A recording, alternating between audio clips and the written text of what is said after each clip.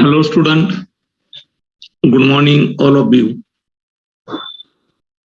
आज आपण नवीन टॉपिक पाहणार आहे, that is elasticity.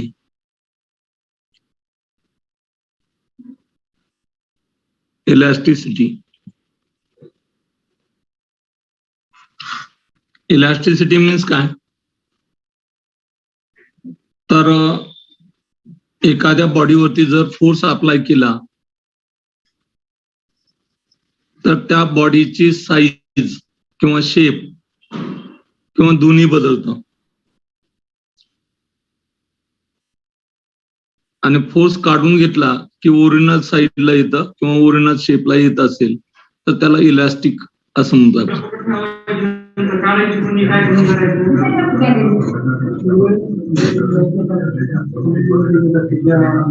Elasticity means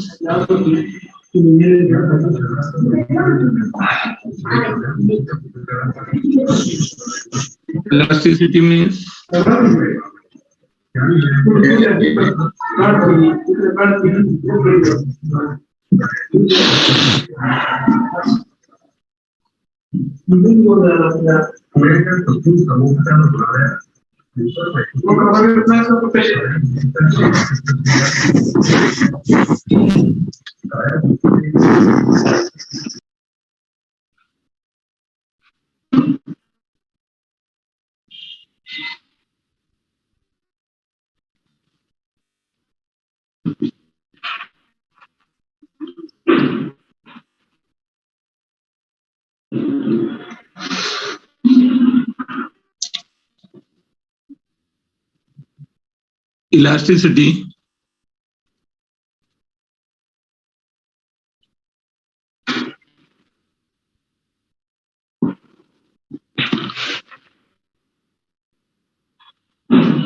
elasticity means काय, तर when the external force act upon the body there is a change the size or shape or both of the body, and on removal of external force it completely regains means वापस येणे, पूर्ववत होणे. उदाहरणार्थ rubber आहे, रबराला जर ताणतो म्हणजे force apply करतो, त्याची साईज वाढते. एखादा बॉक्स असेल त्यावरती फोर्स जर टँजेन्शियल लावला तर शेप बदलतो. बॉल असेल तर दाबल्याच्या नंतर साईज कमी होते, स्पंजचा बॉल असेल तर, आणि सोडून दिला तर पूर्ववत येतो. डायमेन्शन काय असतात, समजा चौकोनी ठोकळा घेतला तर लांबी, रुंदी आणि उंची, लेंथ, ब्रेथ आणि हाईट, याला डायमेन्शन म्हणतात. समजा वायर असेल तर लेंथ आणि त्याचा cross sectional area, metal sheet असेल तर एरिया, वायर असेल तर क्रॉस सेक्शनल एरियाचा खूप काही विचार करत नाही, लेंथ. वायर असेल तर डायमेन्शनचा विचार करतो, लेंथ. मेटल शीट असेल तर एरिया, सिलेंडर, स्पियर आणि क्यूब असेल तर वॉल्यूम. डायमेन्शन ऑफ हॉल, समजा एखादा घराचा हॉल असेल तर उंची मोजत नाहीत आपण, लांबी गुणिले रुंदी. 20x10 असेल तर 200 स्क्वेअर फूट एवढा एरिया असतो त्याचा. त्या लांबी, रुंदी, उंची, एरिया, वॉल्यूम याला तुम्ही डायमेन्शन म्हणतात.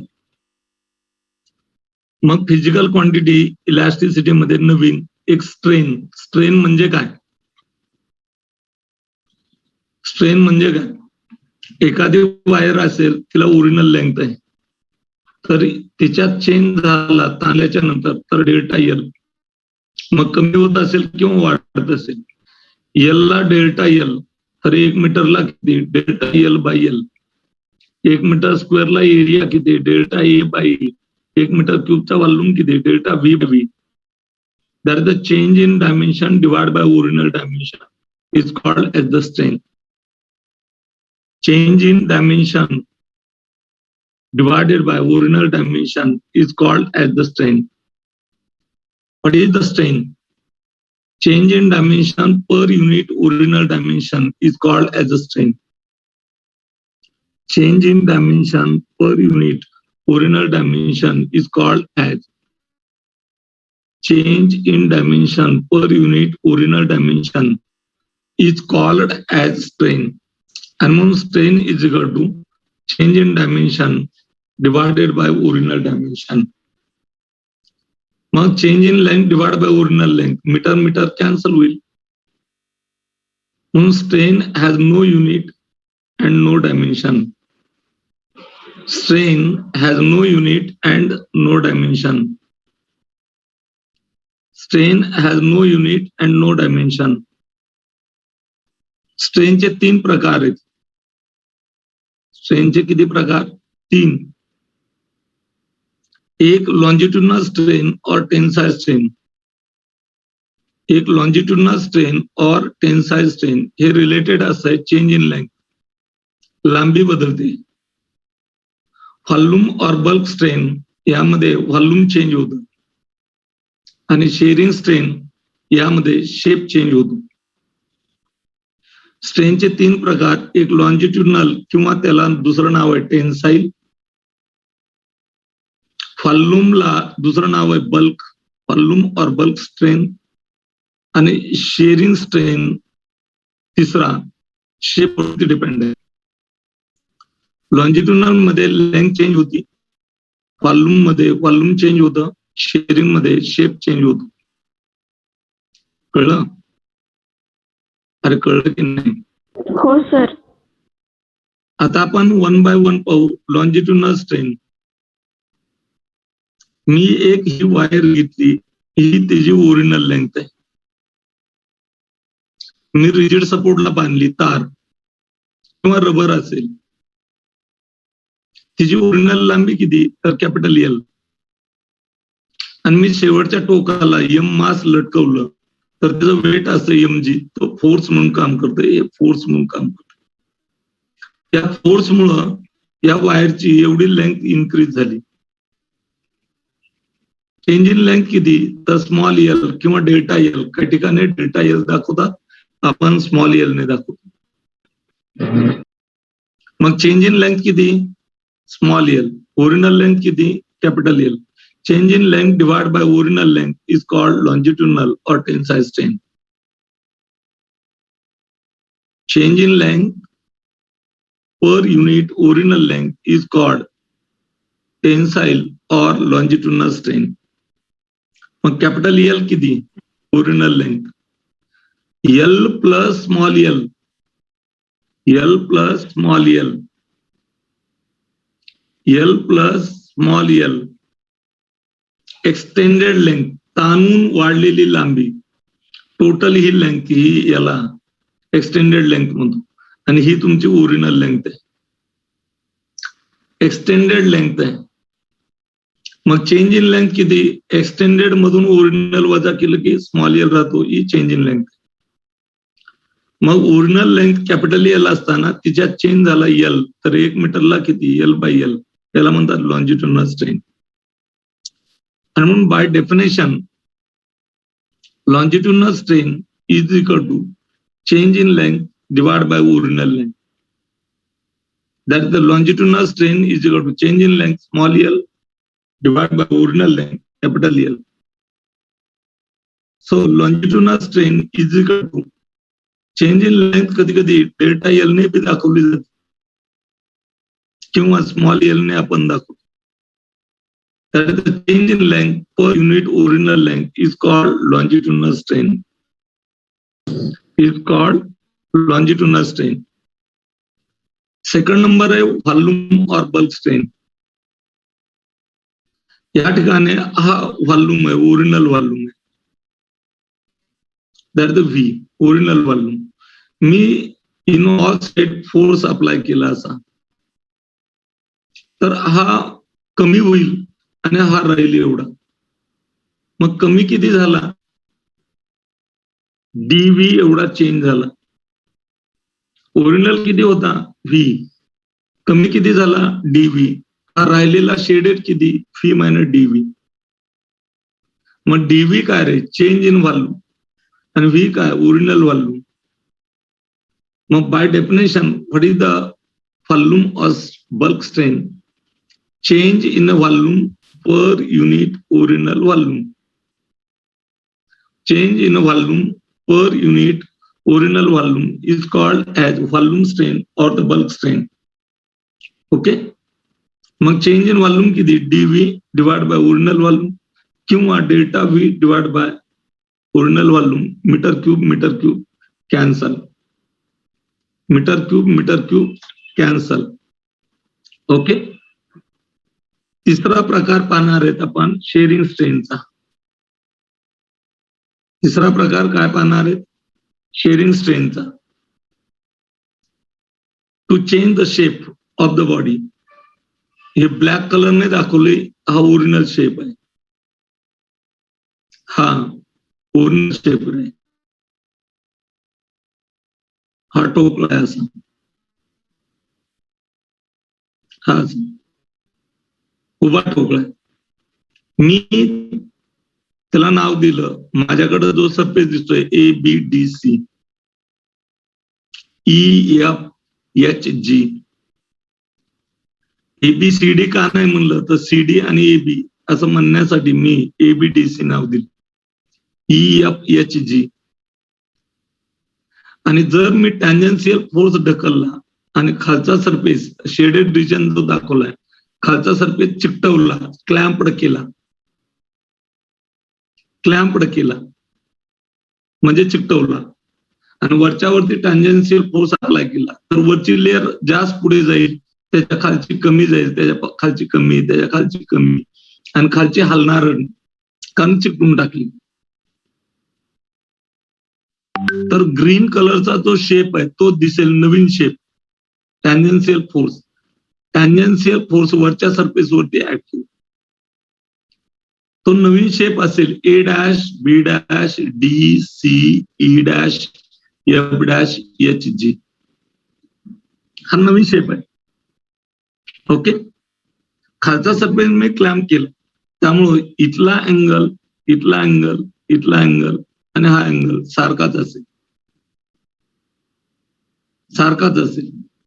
मग मी माझ्याकडे दिसणारा जो सरफेस आहे स्टडी करण्यासाठी, तेवढा सरफेस, ऍक्च्युअल 3 डायमेन्शनल डायग्राम, मी माझ्याकडला मला दिसणारा हा सरफेस घेतो विचार, हा सरफेस घेतला फक्त इथं, हा इथं घेतला उचलून, हा सरफेस, आणि याच्यावरती हा टँजेन्शियल फोर्स अप्लाय केला, तर लेअर पुढे गेली A', B', मी डॉटेडने जॉईन केली, शेडेड रिजन दाखवला, shaded region change in shape आहे.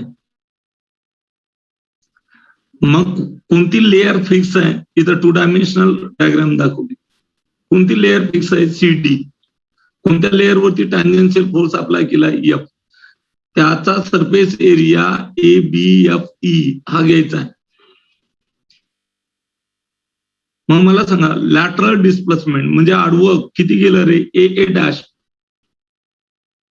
किंवा BB' इक्वल असेल, आणि ज्या लेअरवरती मी फोर्स अप्लाय केलाय त्या लेअरचं फिक्स लेअर पासून अंतर किती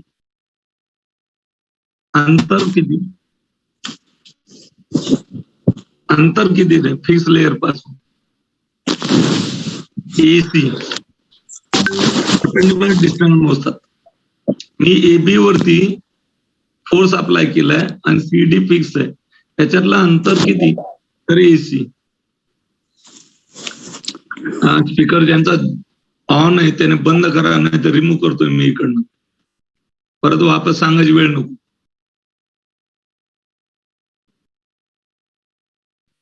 मी लॅटरल डिस्प्लेसमेंट किती झालं म्हणलं, AA' किती पुढे सरकली, AA' 10 सेंटीमीटर असेल, तर BB' देखील 10.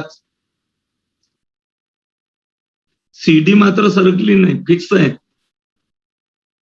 वरच्या डायग्रामची खाली डायग्राम मला दिसणारा सरफेस काढलाय. मग लॅटरल डिस्प्लेसमेंट किती, लॅटरल शिफ्ट किती, AA', आणि डिस्टन्स ऑफ दॅट लेअर किती, दॅट म्हणजे जिच्यावरती टँजेन्शियल फोर्स अप्लाय केली, दॅट म्हणजे ज्याच्यावरती फोर्स अप्लाय केला ते. मग शेअरिंग स्ट्रेन म्हणजे the ratio of lateral displacement of layer to the म्हणजे divided to the distance of that layer from fix layer. That layer म्हणजे ज्याच्यावरती फोर्स अप्लाय केला. Shearing strain is the ratio of lateral displacement of layer to the distance of that layer from fixed layer is called as shearing strain. Is called as shearing strain. मग मी एवढा triangle उचलून घेतो बाजूला, हा इथे घेतला, lateral displacement X म्हणलं आणि distance of that layer from fix layer किती एच एसी अंतर. मग A dash divide by AC. Lateral displacement किती A dash, distance of that layer from fix layer किती एसी. मग काटकोन त्रिकोण आहे हा थीटा आहे. ए डॅश समोरची भुजा आहे डिवायडेड बाय लगतची भुजा A dash divide by AC tan theta. आणि थीटा जर व्हेरी स्मॉल असेल तर tan theta is approximately equal to theta. आणि म्हणून shearing strain is equal to theta येतं. यालाच अँगल ऑफ शियर म्हणतात. यालाच काय म्हणतात, अँगल ऑफ शियर. मग हा theta is equal to X by H असे म्हणू शकतात. हे लॅटरल डिस्प्लेसमेंट आणि हे काय distance of that layer from fix layer from fixed layer from fix layer. कळलं? अरे कळलं की नाही? हो सर. यालाही युनिट नसतं कारण लॅटरल डिस्प्लेसमेंट मीटर आहे. Distance of fix layer from fix layer मीटरच आहे. Metre cancel, has no unit. तुम्ही म्हणताना अँगल जरी आला रॅडियन मध्ये सांगितला तरी या ठिकाणी युनिट नसतं. It has no unit. म्हणून या ठिकाणी 3 गोष्टी पाहिल्या आपण. स्ट्रेन म्हणजे काय, change in dimension,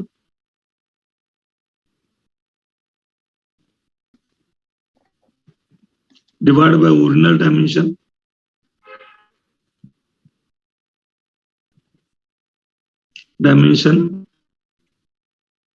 strain has no unit, no dimension,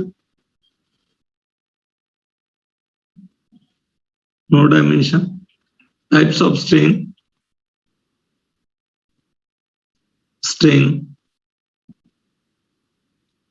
एक काय longitudinal strain, डायमेन्शन नसतं म्हणजे m to the 0, l to the 0, t to the 0. याला दुसरं नाव काय रे, tensile strain.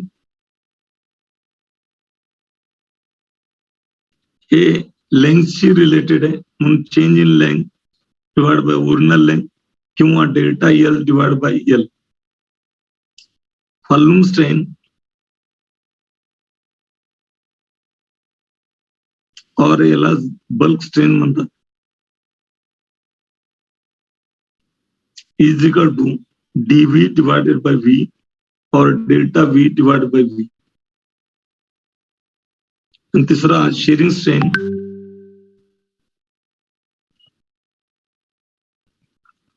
Is equal to